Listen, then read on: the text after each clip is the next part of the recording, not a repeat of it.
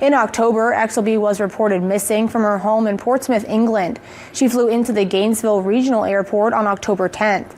On the plane, investigators say she wrote, quote, "If I even manage to get to him, it'll be so easy to find me. I'll be mutilated and disabled for the rest of my life." This breaking case drags us into one of the most disturbing corners of the internet. Dwain Hall, who can be seen on his social media degrading his terminally ill wife about women who he talks to online. Babe, did you know that women on the internet look good? Oh, you don't say. But insisting that he is a loyal and loving husband. So if you ever see one of my videos and I'm asking for someone to go out on a date with me, don't fall for it. It's a trap. I'm actually a loyal husband. But he's nothing short of a monster with evil fantasies who decided to act them out in the most brutal way. It all began with two people interacting on a fetish website called .com. Please do not type that into your browser.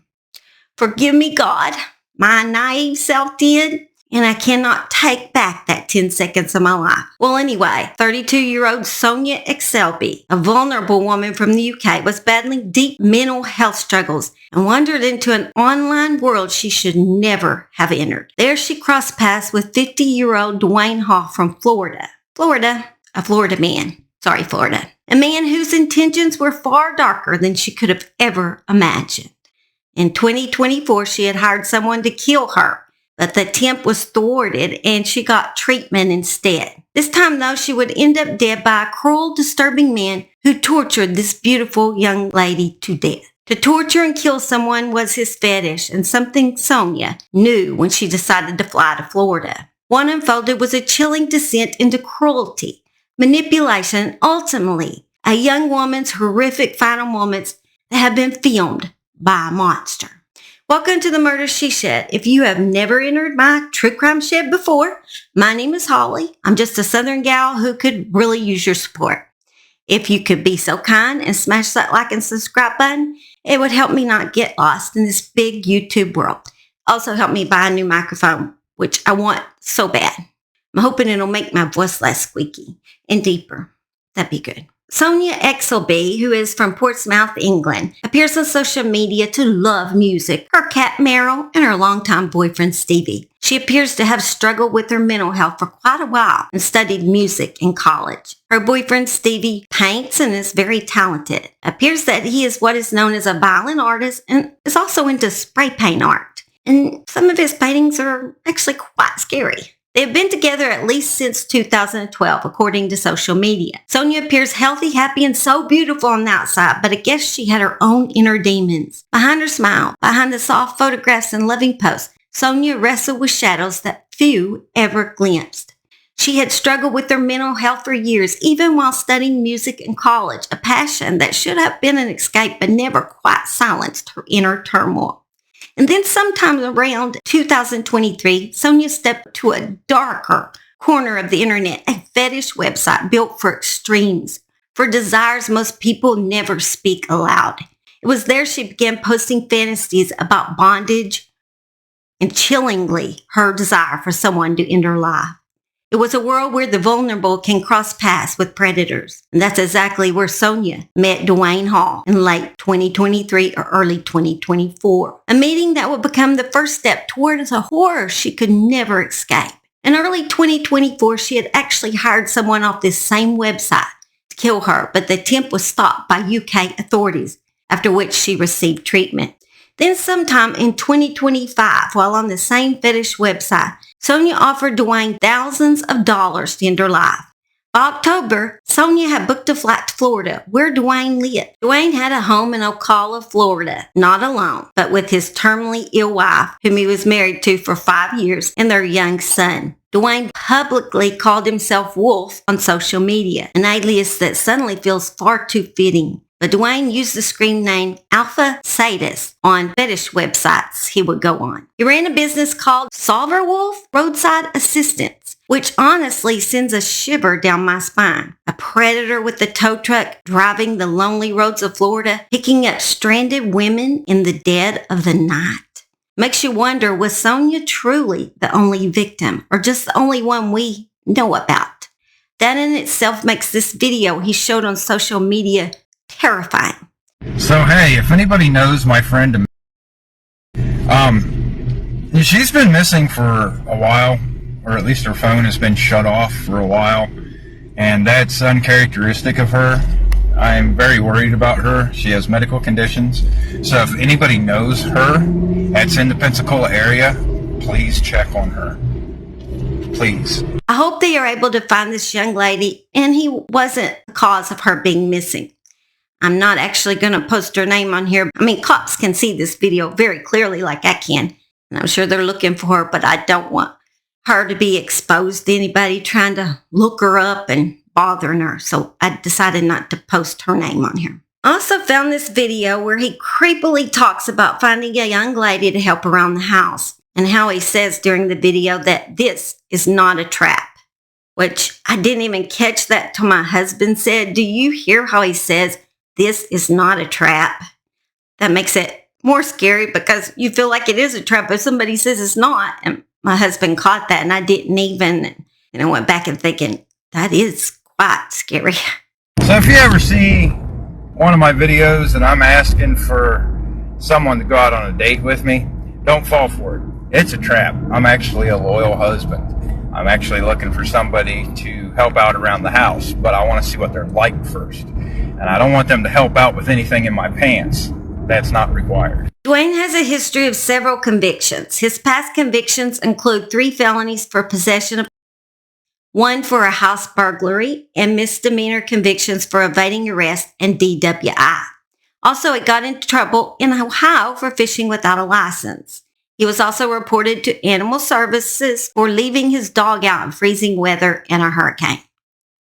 I'd report him too. Dwain posted publicly online angry at his neighbors for the expensive fine he got as a result of her call. And he's also angrily talking about scam calls on a video on his Facebook. Just seems like a very angry man. First instance of personal family being affected by AI scam calls. They called my mom early this morning. She was so upset she could hardly talk to me when she got a hold of me on the phone. They said I was in an accident or something. I'm mentally determined to make it a beautiful day today. I'm going to be in a good mood all day no matter what, I think. I think that's the goal for today. Sonia left behind a letter that read less like a goodbye and more like a prophecy when she left her home. In it, she wrote that she expected to be mutilated and disabled for the rest of her life if she ever managed to reach the man she was traveling to see. Her boyfriend and relatives only realized she had left for the U.S. after they stumbled across clues online, fragments of conversations, traces of a secretive plan, and then the chilling letter itself. Sonia's family contacted the UK authorities. Her partner Stevie made a desperate social media post explaining that Sonia had been struggling deeply with mental issues and that he believed she had arranged to meet someone in the U.S., placing herself in an extremely vulnerable situation. That post, meant to reach strangers, carried the quiet terror of someone who already feared the worst. Bless his heart, he had already been through this once with her, and he thought this time she may achieve what her goal was. I'm not sure if this was a fetish of hers or she was just so depressed. I can imagine an easier way to go if you're that depressed. I don't know why you'd want to go through all that she ended up going through. I don't know, unless you were into that kind of thing. When UK authorities assessed her computer, the digital trail felt like a descent into someone else's nightmare. Search histories, messages, and weird fetish websites that had, just very bizarre website. And plans that pointed to one horrifying intention: to travel to America to be harmed, tortured, and possibly killed. That discovery sent both UK and US law enforcement scrambling. Her return flight was set for October 13th. When the plane landed without her, it confirmed everyone's stress. Sonia had vanished, as the authorities knew now, somewhere in Florida. Then investigators noticed something strange. Charges on her credit card from places she'd never been. Purchases that didn't align with her movements. Among them were 7 attempted charges and 1 successful transfer of $1,200 on October 11th, made to a roadside assistance company with the eerie coincidence in its name, Solverwood Roadside Assistance, owned by a man named Dwain Hall. Authorities couldn't know it yet, but this breadcrumb, this seemingly mundane charge, was the first crack in a much darker and more unsettling truth waiting to be uncovered. On October 13th, after law enforcement called Dwain by phone and questioned that charge on Sonia's card, he texted a friend, "There might be a big storm coming for me." On October 14th, before Dwain's police interview, he contacted a friend who lived in Ohio on Facebook Messenger and told him to expect a package from him in the mail. And then he mailed this suspicious package. When Dwain was interviewed, he initially denied knowing Sonia and then provided inconsistent stories about how they met, knew each other, and how much they hung out. He then claimed he met a man named Harold who paid him $1,200 to pick Sonia up from the airport and drop her off at an Airbnb, and that she left with this unknown man in a Cadillac. Finally cornered by his own contradictions, Dwain admitted a truth he had been circling. He had met Sonia 2 years earlier on a fetish website. He said they had had rough consensual sex and that he was the last person to see her alive. But even as he spoke, he fixated on one question, repeating it over and over like a rehearsed confession slipping out of him in fragments. He said, "If you end a person's life, isn't that murder?" But what is weird is Dwain described himself as a mentor figure to Sonia. He was only trying to help her, and he knew she struggled deeply with mental issues, and somehow it seems like this man always finds, according to his wife and this woman and another woman he talked about being missing, they all had something in common. They had either health problems or mental problems, and it seems like those are the kind of women that he wanted to be around, women he could control. When investigators pressed him for a message to Sonia's family, his response was chilling enough to silence the entire interview room. He said Sonia was happy now because she got what she wanted. He said she was in a good place and that he was the reason because he had changed her life. Then came the most disturbing admission of all. Dwain said he'd promised Sonia he would never reveal where her remains were because she didn't want her remains to be found. He even complained that Sonia had offered him $4,000 for helping her, and that he was irritated it only received $1,200. The casualness of this grievance, spoken in the same breath as discussions about her disappearance, I'm sure made investigators' skin crawl. And while Dwain continued to claim that everything between them had been consensual, detectives would soon uncover something that shattered that narrative entirely. A video Dwain had recorded himself. A video that contradicted every lie. This video that he recorded of her torture and murder would tell a much different story after authorities confiscated Dwain's phone and they recovered in the video what Dwain had attempted to delete. What happened to Sonia would slowly start to unravel, and it was a complete nightmare. Investigators later uncovered a timeline that felt less like a series of errands and more like the careful, methodical preparation of someone slipping into a very dark plan.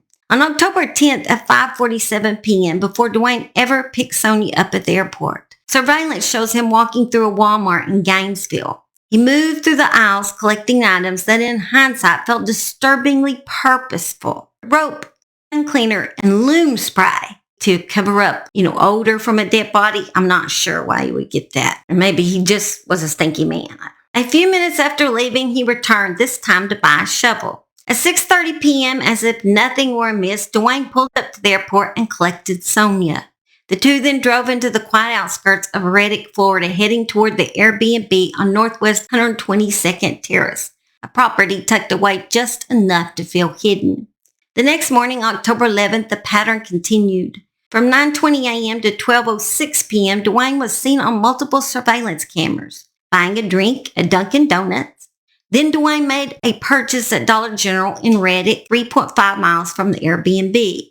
Afterwards, of course, Dwain had worked up an appetite, and he purchased a sandwich and strawberries from a gas station in Reddick. The drink cups and packages for his food were later discovered abandoned inside the Airbnb, untouched like the strange markers of an ordinary day wrapped in something deeply wrong. At 1:10 p.m., he charged Sonia's bank card $1,200 through his roadside business that after multiple failed attempts on another one of her cards. By 3:30 p.m., a neighbor noticed a vehicle marked emergency roadside parked outside the Airbnb. At the time, the sight seemed curious. Later, it would become haunting. After returning to the Airbnb, he continued raping and torturing Sonia. This time, he records a video of Sonia, showing her with cuts and bruises across her face and body, and urges her to consent to being stabbed. Dwain could be seen asking Sonia questions. He asked Sonia if she was being forced or coerced, to which she shook her head no. Dwain can be heard saying, "You wanted to be beaten and made to suffer because you're such a piece of shit." He then ordered her to repeat the phrase back to him. Sonia also said in the video, "I'm an awful person. I've crushed everyone who ever loves me." Sonia appeared subdued, terrified, hesitated to answer, and was visibly upset with tears in her eyes throughout the recording, as if she had changed her mind about the outcome. Detectives would later conclude the video was nothing more than Dwain's attempt to craft a shield for himself, to protect himself, a fabricated narrative sent to disguise the reality unfolding inside those four walls. Sometime after the recording, Sonia managed to reach out to a friend on Discord. Her messages came in pieces and she seemed hurried and frightened. Sonia appeared to be expressing regret over her decision. She typed, "I'm so scared, I'm so broken and in so much pain. And I thought he'd do it quick and not give my mind time to stew." One message stated, "He made it clear there was no way out unless I shot him. I was questioning it last night. And also, I'm sorry he keeps taking my phone. He doesn't trust me with it." Also, Sonia claimed to her friend that Dwain made her record a series of disclaimer messages where she was made to state on camera that she consented to being beaten and killed. He also had her write a letter to her family as he reportedly thought this was funny. The messages as a whole indicated that she was in the middle of nowhere and had made a mistake in coming. She ended the message to her friend by typing, "I'm sorry, I don't even know what I'm saying, and I'm trying to be quick and my time is up." I'm saying this is not much of a friend if she didn't turn this in. I haven't heard if the friend turned this in or not. But seems like they could have solved this case a lot quicker if it had been turned in by the friend. On October 12th, Dwain is seen leaving the Airbnb and he then purchased a plastic tarp from Lowe's. Surveillance appears to show someone moving around in his front seat. It is suspected to be Sonia. He then drives to the area where Sonia's body was found and spends about an hour there, where I assume he continues to beat and abuse her. Sonia eventually died after being stabbed 4 times with a knife. Dwain then discards Sonia's belongings inside a donation bin in Gainesville. After Dwain was arrested on October 17th for fraudulent credit card charges, they attempted to locate Sonia's body by the location on his phone, which led them to a wooded area in Marion County. She was found in a shallow grave near the Marion Oaks community, a very wooded area. On October 27th, Dwain calls his wife from jail and tells her to look out for a package from a friend in 6 months. Authorities were able to find out what friend this package was sent to through Facebook Messenger. They then traveled to the friend's house in Ohio and retrieved the package. Inside, they found a bracelet with both Sonia's and Dwain's DNA on it. A bracelet possibly kept as a trophy to remind him of the memories of that day. Also found was the alleged murder weapon, a cold steel 7-inch Tanto knife, I think that's what it's called. Engraved on the blade was words that read, "Dork Wharf, pointy end goes in the other guy." Sonia's DNA was found on the knife. In the weeks following Sonia's murder, the investigation tightened around Dwain like a noose. License plate readers picked up Dwain's vehicle when he picked Sonia up from the airport. Bank records confirmed that Dwain had booked the Airbnb. Authorities also have bank records and surveillance also showing Dwain purchasing a shovel, which they later found in his home with both his and Sonia's DNA on it. Found a label of the same brand of shovel at the site where Sonia was buried. Authorities also have bank records showing Dwain's business charging Sonia's bank card. Authorities were also able to find Sonia's belongings inside that donation bin. You can obviously tell that this man, if you want to call him that monster, was not very bright. He left so much evidence behind. He used his name, his real name, on everything. He didn't rent a vehicle. He drove his vehicle. He was just not the brightest man. Additional charges were filed for the kidnapping and murder of Sonia Exelby. On November 18th, a judge issued no bond for Dwain. It also appears that his wife may have divorced him. In his original arrest affidavit for fraud back in October, he stated he is married and lists his wife's name and phone number. But then in November, after the arrest for his murder, he marked himself as single. He also changed his religion from pagan to Christian in the arrest reports. Like I could get real Christian real quick too when I was fixing to spend the rest of my life in prison and want to be forgiven of all that evilness he had done. His fetishes almost seem so much like the BTK killer, Dennis Rader. These kind of people practice, they escalate, they hunt in the shadows long before anyone notices the pattern. Dwain's job helping stranded women on dark roads would be a great cover for any predator. What if Sonia wasn't Dwain's only victim, but simply the one who finally exposed how many others he may have already claimed? Rest in peace, Sonia Exelby. And I pray God is with your family and friends. It's just heartbreaking that you were so depressed that it led to this. Let you say goodbye to Simon.